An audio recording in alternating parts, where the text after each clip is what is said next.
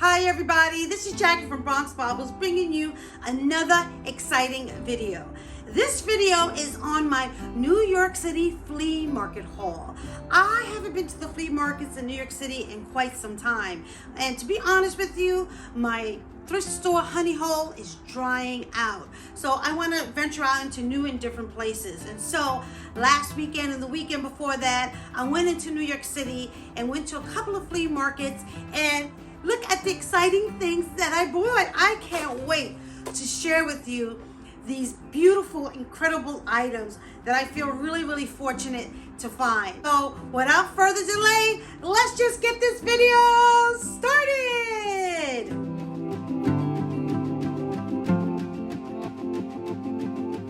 So the first things I want to pull out are these great ethnic bangles. These two here are silver. This one has these great agate stones. I just fell in love with them. I believe they're maybe Indian, Afghanistan, Pakistan, something like that. This one has a motif of elephants, and as I said, this one has agates, and I think they're absolutely stunning. In addition, I also found these, and I thought this one was really unique because it has that great big agate stone, and then surrounding this, what could be considered sun. And what I love about this is that it has this beautiful brass patina on it, and it's just lovely. I just love it so much. I think I'm going to just keep this one on. And this one here, it's look how big it is. I read this book recently and I'm going to be doing a video on it. So it talks about how each ring on this is to show the person's wealth. Take a look at that. So a little bit about the flea market. The one I went to was the Chelsea flea market and the 25th Street Annex flea market. And what I like about the Annex flea market is that it's done in this like great big like parking lot. There's a woman who has like her jewelry laid on these big tables, and she's kind of like in the middle, and it's like squared around her, and she's a little rough around the edges. I don't know her personally. I went there twice, and the two times she's one of those typical old school New Yorkers that kind of tells you to hurry up, and you're giving her a hard time, and she's kind of a little bit of a curmudgeon. And I mean that with the utmost respect, because I can understand you have these people just grabbing things from her tables, and she's got guys that are on the lookout to make sure that nobody takes anything, and she has great stuff. If you don't mind digging in there and getting your hands dirty, and she will give you some really great prices. And so although she's a bit just New Yorkish, I'm going to call it, I sort of deal with it because I know that can't get any better than the prices and the items that she sells in her booth. So shout out to her. Let's pull out something else that I got from her. I got this incredible Chinese necklace, and this is made with real stones and pearls, freshwater pearls, and it has this beautiful Chinese porcelain medallion, and it's like a silver alloy. And I also got this. Actually, I got this at the thrift store because I went thrifting this month quite more. I'm trying really hard not to spend any money and go out thrifting, but I can't help myself. So I have so many of these gorgeous blue necklaces that one day I hope to just wear it layer upon layer, a la Iris Afro style. I just think it's super beautiful. And this is something else that I got from the ladies' booth, and it's just incredible. I'm gonna put this one on. Just take a look at this. This is so beautiful. This is Chinese, and it's made with a silk cord, and it has two different types of cloisonné enamel work. And what I loved about this, first of all, is its length, but most importantly, I love the size of these beads and the color way that it comes in, and these beautiful motifs with these it looks like cherry blossoms. Really stunning piece, and I think this is quite expensive. And what you do is You gather a whole bunch of them, just different items that you want. And the more that you buy, she'll give you a price for the items. So if you get like 10 different items, she'll give you a price of $150, $200, whatever, you know, she thinks that the items are worth. And let me tell you, you can really get some really, really nice, unique things from her. And then, OMG. Oh, I can't tell you, I've been eyeballing this necklace for like forever. I wanted one of these so badly. This right here is a Mali African wedding necklace, and the Fulani women will wear this for their wedding. And sometimes they are bigger, sometimes the glass beads are smaller, sometimes they're in the shape like this one as an example. They have these different random shapes. Here's another triangle type shape. And these beads come from Venice. And the merchants of Africa would import them. And these are considered quite expensive necklaces to wear because they are wedding necklaces. So the women would wear this with great pride, and I wanted one of these for so long. Now, I actually got this from the African bead seller that usually line the streets between 23rd and 22nd and 25th Street. I forget if it's 6th Avenue or Broadway. I don't remember. I got to take a better note of it next time I go because I plan to go again. And I kind of want another one of these because I like the idea of layering it. I have to put this on too. Check this out. Just look at this. I mean, I'm looking like a clown right now, but I don't care. They're so beautiful. These beads are individual. They're so beautiful. And you can haggle with these guys. They'll give you a price. They'll probably say like $125, and you say, oh, what about if I give you $75? And you go up and you go down until you come up with a fair price. These, if you this size, this length, and this beauty, because you see how vibrant these glass beads are. Like I said, they are Venetian glass. Probably run you anywhere between $200 and $300 if you were to buy them online, but you can get these for about $75 to $80 in the streets of Manhattan from the African bead vendor. And the beads on their table, take a look at this pictures. Oh my God, these beads are so fabulous. I have to go back and get some more. And if you are a jewelry maker, those are the beads that you want for your collection. When I went to the thrift store, this is one of the other things that I found, and my daughter tells me that these are trending right now. I don't know if they are or not, but I love this because it almost have a mid-century look to it. It has a shield. It's almost like a protector. It has that concave look to it. This is made with black leather cord. There's 1, 2, 3, 4 cords on there. The findings are sterling silver. This piece here, look how big it is. Okay, just to give you a perspective. And this is $9.25, and it says here, made in Israel. Here is another piece of jewelry that I got from the flea market. And what I did, like I said, was I pulled up a whole bunch of different pieces, and she just gave me one price, and I haggled just a little bit. You know, I don't like to haggle with her too much because she can get real nasty, and I don't want to insult her because I know that the prices she gave me was pretty good prices, but if I can get a little bit more off of it, of course I'm going to give it a try. This is by Renee,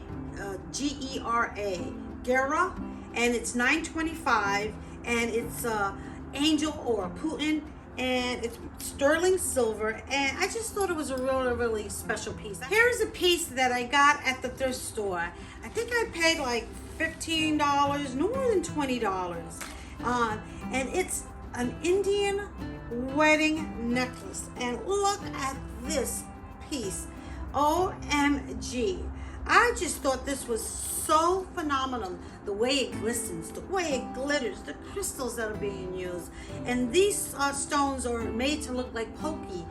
stones. One of the reasons why I bought this piece was because for some reason it reminded me of Marie Antoinette's The Affair of the Necklace.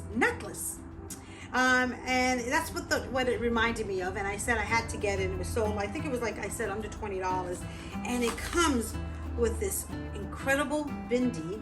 So you put this on your forehead like this, and it comes also with these matching earrings, and I just thought this was phenomenal. I want to send a shout out to a good friend named Sandra. I didn't ask her if I could use her last name, so I was just gonna call her a Sandra. And Sandra got me something. She sent it to me, and I just thought it was very, very thoughtful. She got me this beautiful brooch, and made with pave diamonds. Not real diamonds, but they're really, really thoughtful. And she also got me some charms that she wanted me to add to my charm necklace. If you saw one of my last videos, you'll know what I'm talking about. I'm gonna create a charm necklace, and this one is a Scorpio. Oh my God, it's so cool. And she also got me this really, really adorable, and she sent it in these gorgeous little bags, you know. She sent me this Swarovski crystal butterfly. I can't wait to add these to my charm necklace. And I want to thank you so much, Sandra, for thinking about me and going out of your way and sending these to me. So thank you, mi amor. Thank you. Muchas gracias. And I will remember it and keep it always. And I'm going to wear it in good health too. Gracias. This was the only brooch that I found at the thrift store that I bought, and this was just an incredible brooch because this is hand painted, and it's an aristocratic woman, and she's wearing jewelry, and of course that made it even that much more special for me. And on top of it, they put a bevel glass, which is, you know, really unique, with these claw prongs, and then around it is a rope. And it's about, I don't know, 3 inches or 2.5 inches big. As you can see, it fits in the palm of my hand. And in the back here, it says, made in France.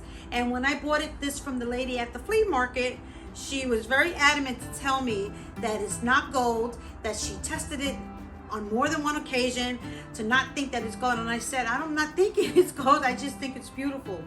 And I put it in a lot. And the back has that interesting trombone, so it's an older piece. So I also went to the Manhattan Vintage Show, and this year I've been going for a couple of years now. I don't go every year, but I've been to it a good 5 or 6 times. And this time, as far as the jewelry was concerned, it was a little disappointing. They have amazing vintage clothing. These vendors, they curate their pieces, and they save the best of the pieces that they have for the Manhattan Vintage. And when you go to attend these shows, you see a lot of people that you recognize who are famous, a lot of famous YouTubers. There's a lot of people vlogging, and it's a really interesting place to go. And I like vintage clothing too, so I don't mind it as much. I think that there was less vendors this time perhaps, but most definitely there was less jewelry vendors. I'm not sure what that means. Maybe next year it'll be different. So I think I'll still continue to go, but the expectation has to be adjusted a little bit. But I did find this piece, and I think this piece is absolutely amazing. And this is from Nepal. And what I liked about this piece is that this is an evil eye motif. This is a talisman as well as an amulet. And I think it's incredibly made. It has these beautiful filigree work, and it's made with tiny little turquoise beads and carnelian beads and coral, and they even have these glass beads that are green and orange. And just look at this. It's just a really, really stunning piece. And I think it's really, really pretty. I don't know if you noticed how my taste gravitates more towards the ethnic pieces. So this is definitely in line with that. So here is another piece that I got at the thrift store, and what I loved about this piece, and I think I paid like $10 for it, first of all, that it mixed metals. You have both the silver and you have the gold. And can you recognize what this is? This is a barbed wire bracelet. And I don't know, I just like the motif of a barbed wire because there's definitely some symbolism there, and it's jewelry that has meaning and interest. And so it's a modern, and I think that anyone could pull off wearing something as gorgeous as this. So again, back at the flea market, I found this amazing green. Look at this. I don't think it's jade. I wonder if it's aventurine. I'm not sure what kind of stone it is, but it's just really, really very, very beautiful. It's a cluster. Looks like grapes, and it's kind of heavy. And it probably took a lot to make it because each and every one of these are individually put on here. But can you hear the sound of that? It's like marbles, right? Really, really pretty. This is one of the rare pieces that I bought that was not sort of ethnic looking. And this one is Kenneth J Lane. I love this shade of green, and so I had to get it. And I can't tell you what each and every one of these individual pieces cost. I bought so many pieces from this woman, and I think she gave me like a flat $150 for all of it, and so I was super excited that this is one of the ones that I got from that batch. So back to the Manhattan Vintage Show. Well, as I said, the vintage custom jewelry was a little bit lacking there. And the jewelry that they have was super duper expensive. But I ended up snagging this piece. Look at this. This is such a gorgeous, probably Grecian or Roman. And it's a museum necklace. And you guys know that I collect a lot of museum jewelry. I have a couple of videos. If you haven't seen them, you should go check them out. One is on our earrings. Another one I think is on brooches, and I think I have one there on necklaces too. But this is such, if you can feel this, oh my gosh, this is so heavy. Oh, this is so heavy. And on the clasp right here, it says MMA. So the Museum of Modern Art, and it was one of two pieces that I bought at the Manhattan show. There was this piece here, and then this piece. And then I walked my way to, from the Manhattan Pavilion to the Annex Flea Market. Alrighty, so here we have another necklace. This one is these jumbo cultured pearls. I've seen these at like TJ Maxx, and I think they go for like $100 to $200 or something like that. I think these Baroque necklaces are just super duper gorgeous. And I happen to have the matching earrings. And these earrings I did buy at TJ Maxx a couple of years ago, and they look perfect with these. I've already worn this set to work, and I already got super duper comments about how beautiful they are. Can't go wrong with pearls, ladies. They go in and out of fashion, but they never get out of fashion. And it's nice to have different varieties of sets, whether they're tiny, petite, Baroque freshwater pearls, whether they're quiche pearls, or whether they're Tahitian pearls, whether they're opera length pearls and draped around your neck over and over and over, whether they're chokers. So I like to have a variety of different styles of pearls, and this is one that I'm really excited to add to my collection. And I also got this incredible necklace. I can't tell you how disappointed I am.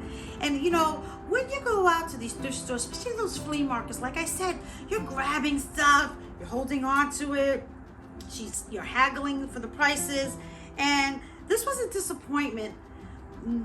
not because of how beautiful this necklace is, and as you can see, it is a stunner.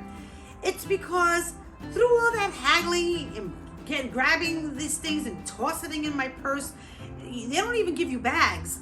I somehow lost the matching earring. So it just broke my heart that I had a beautiful set. And you know, my compulsion for complete set syndrome. But even still, it's just a beautiful, beautiful necklace made with carnelian stones, citrine stones, and these actually, believe it or not, are vermeil, so they're $9.25 with the gold overlay. Now, this was a recent thrift store find, and I'm super duper excited over it because I found faux jade camellia Coco Chanel earrings at the thrift store for $30. I can't believe that I found these amazing Chanel earrings. They go for about $500 to $600, and they're vintage. I think they're from the 80s, I want to say. Coco Chanel camellia motif, and over here you see the CC for Coco Chanel, and then in the back it's also marked Coco Chanel. So to get these earrings for like $30 at the thrift store, it makes you feel like, you know, even though I say that my honey hole has dried out, and I get really disappointed when I go to these thrift stores, but when I find pieces like this that are worth like $600, $500 and up, for like $30, it still tells me that there's good finds to be had out there and to not give up. So hopefully this will inspire you to keep the hunt alive, because there's still treasure to be had. Check out this amazing container. I've done a couple of storage and container videos. You should go check them out. And so I haven't really been getting containers, but this was one that I found recently at the thrift store. I think I paid $3.99 for it. It has this gorgeous Indian woman. She's wearing amazing jewelry, the color scheme, and just the brass, and this tiny little box. And it's like a little treasure, you know, so when you open it, you know, you see this gorgeous treasure in here. And what I found at the flea market was this nondescript necklace. And I put it down, and I picked it up, and then I put it back down, and I was like, I've never seen anything like that. Like, I was trying to figure out what stone was being used. So the lady gave it to one of her workers, and she says, check this out for me, because I had it in my group of things. And he looked at it, and he said it was such and such stone, and he's so she was satisfied and to sell it to me. But when I got home and did my own research, I realized that this necklace here is made with sliced raw diamonds. This is a diamond necklace, and I did a video on the Kudun Indian jewelry. I talked about these polka diamonds, and in my head I was thinking that there were big little like rhinestone-y diamonds. So they take a raw diamond and they slice it into these very thin pieces, and that's how they make this necklace. And then when you further look on this clasp, this is an 18 karat gold necklace. These retail for $500 and up, into the thousands. So I have to do a little bit more research to see what price range this would be in. And when you wear it, you see how it glistens with the light. And I decided to put it in this box, which I also happen to have some coral jewelry, so I don't lose it. I know exactly where it's at, because it's such a tiny, small necklace that it will get lost. So my friends, that was my New York City vintage costume jewelry haul from the flea market and the Manhattan show, and a couple of thrift store finds in there as well. So what do you guys think? Which is your favorite piece? Let's see, what's my favorite? It'll probably have to be this Molly necklace. Desiring this necklace forever. And oh, you see, look at this on against yellow, against blue, against green. I mean, you can't go wrong wearing this with just about anything. And I think my other favorite piece is this pokey necklace, the diamond necklace, because it's so unique and different. And unless you know what it is, you don't know what it is, but it's fascinating, and it's probably a good conversational piece, and it's tiny and delicate. And if you think about it, they're like opposites, but these are both my favorites. And that goes to show my taste in jewelry, between the ethnic and outlandish and the very sincere, simple pieces too. So what is your favorite? And let me know what you think of this video. So with that, my friends, I love you so much, and wear your beautiful jewelry in good health. Y con mucho, mucho amor. Ciao! If you're enjoying my content, please consider subscribing, hit like, and leave me a comment. Ciao!